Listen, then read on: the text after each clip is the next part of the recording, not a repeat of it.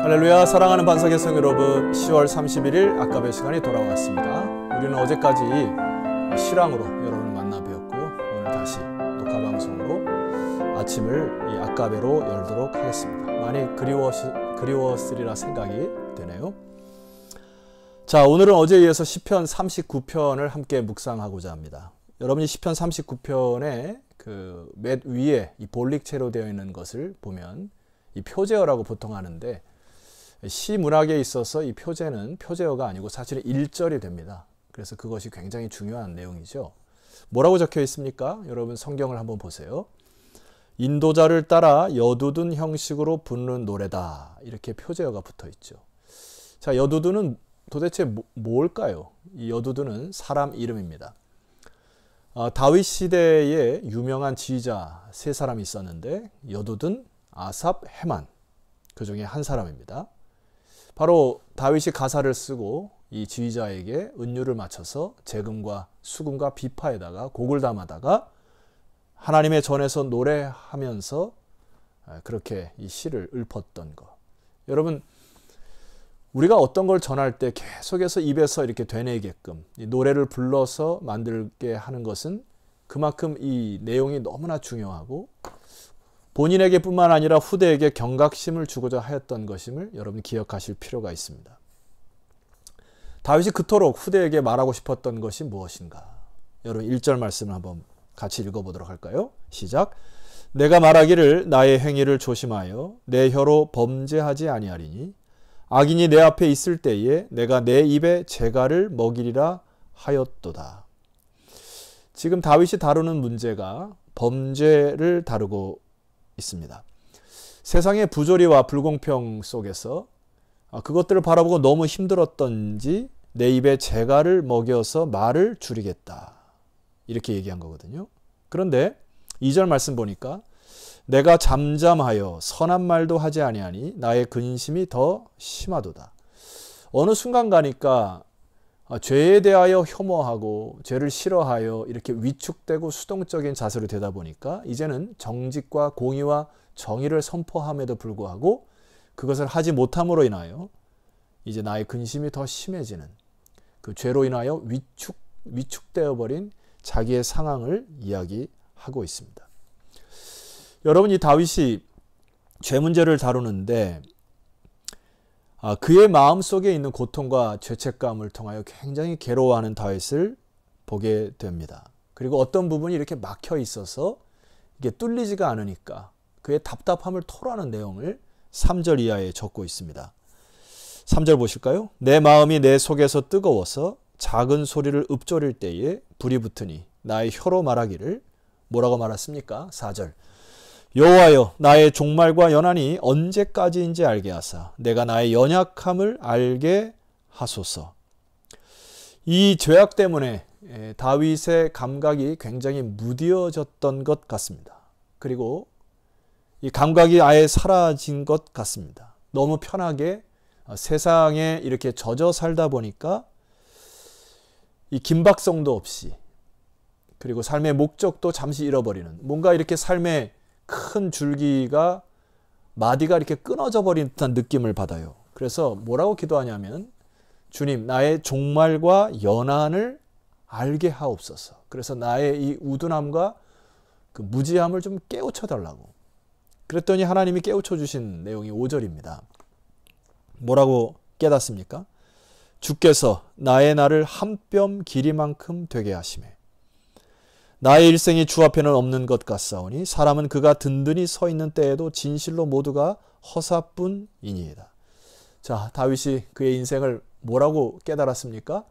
하나님의 영원성에 비유하다 보니까 하나님의 영원성에 자기의 인생을 딱 갖다 대니까 딱 한 뼘밖에 안 된다.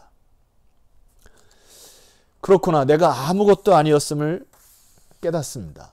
뿐만 아니라 6절 말씀 보니까 진실로 각 사람은 그림자같이 다니고 헛된 일로 소란하며 재물을 쌓으나 누가 거둘는지 알지 못하나이다. 여기에 자기의 인생, 우리의 인생을 뭐라고 표현하냐면은 각 사람은 그림자같이 다니고 뿐만 아니라 헛된 일로 소란하며 재물을 쌓는 일에 바쁘다. 여러분, 하나님 나라의 영원성에 비하여 자기의 인생은 좁은데 한 뼘밖에 안 되는 인생을 살아가는데 이것들을 깨닫지 못하고 헛된 일에 소란하며 살았던 자기 자신의 그 죄를 인하여 괴로워하는 것입니다.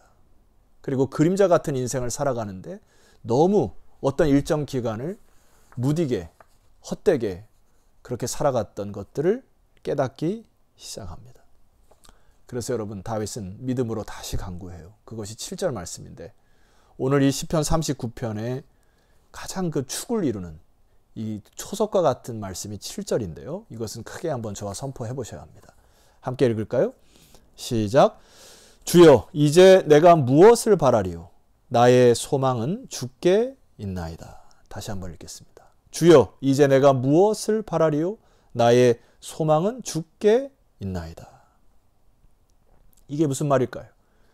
내가 소란스럽게 재물을 쌓고 명예를 쌓고 명성을 쌓는 일, 그리고 열매 없이 그림자처럼 다녔던 것이 있다면 주여 용서하시고 이제 나의 남은 인생 모든 소망이 하나님께 있으므로 이제 하나님의 나라와 그의 의를 위하여 집중하겠다고 하는 그런 기도 제목입니다. 여러분, 이 기도가 회복되었으면 좋겠어요. 한뼘 같은 인생 깨달아졌으면 좋겠습니다.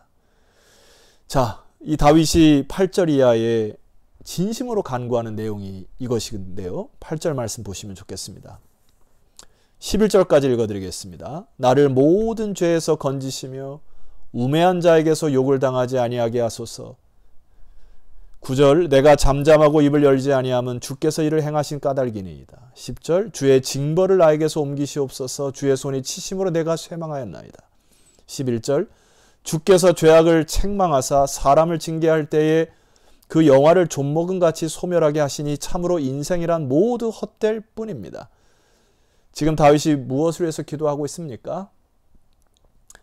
죄에 대한 애통이에요. 자기의 죄로 인하여 우둔해지고 미련해지고 하나님의 일도 알지 못하고 소란스럽게 다녔던 인생, 내 멋대로 살아왔던 것들, 하나님과 사이에서 완전히 장애물이 막혀져서 소통되지 않은 채로 일정 기간 동안 살아와서 그것이 마치 죽은 세포처럼 허망함으로 살아왔던 그것들을 다윗이 고백합니다. 그리고 이것은 자기 죄를 애통하여 내 모든 죄를 죄에서 건지시옵소서. 여러분, 이 애통함이 회복되었으면 좋겠습니다. 산상수훈의 주님께서 말씀하셨어요. 애통하는 자는 복이 있나니 그가 위로를 받을 것이니라. 이 시대를 보셔야 합니다. 보실 때에 가슴이 느껴지지 않는다고 하면 진리의 말씀으로 이 시대의 잣대를 들이대셔야 합니다. 교회에도 하나님의 나라, 거룩한 나라의 진리의 말씀으로 교회를 갖다 대셔야 합니다. 여러분의 인생 가운데에도 진리의 거룩한 말씀으로 갖다 대셔야 됩니다. 그래서 주님께서 예루살렘을 보고 우셨던 것처럼 그런 애통함이 여러분 안에 회복되었으면 좋겠어요. 그럴 때 주께서 위로하실 것이다.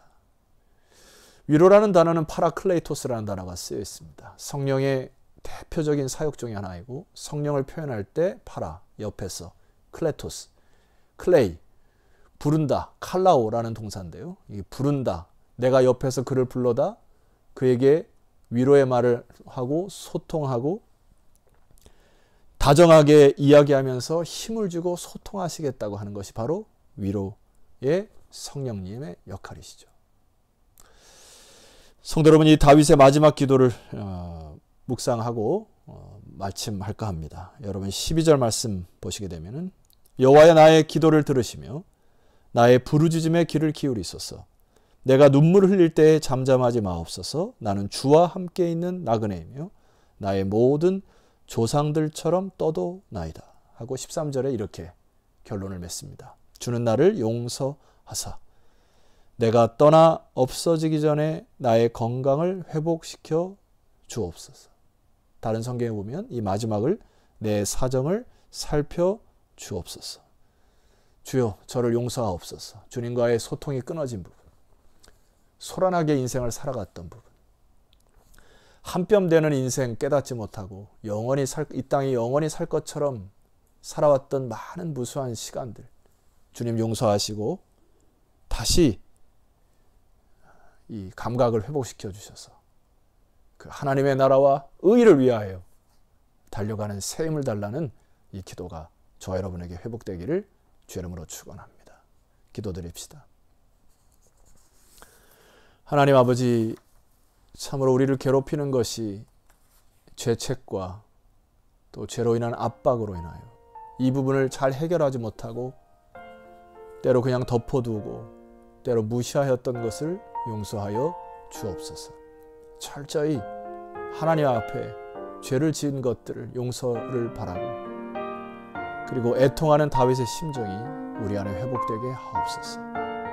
이 나라와 민족 또 한국교회를 바라보고 서울반석교회를 바라보고 자녀들을 바라보므로 진리의 잣대 위 하나님의 거룩함에 비추어 우리가 회개하고 우리가 통회할 것이 무엇인지 깨닫게 하셔서 우리 반석의 모든 성도들이 다시금 성령의 부흥의 계절을 맞이할 수 있는 축복의 사람들이 다 되게 하옵소서. 예수 그리스도 이름으로 기도하였사옵나이다. 아멘. 자, 성도 여러분, 내일은 거룩한 주일 하나님 앞에 달려 나오셔서 예배 꼭 드리시고 월요일날 다시 역대하의 말씀으로 찾아뵙도록 하겠습니다.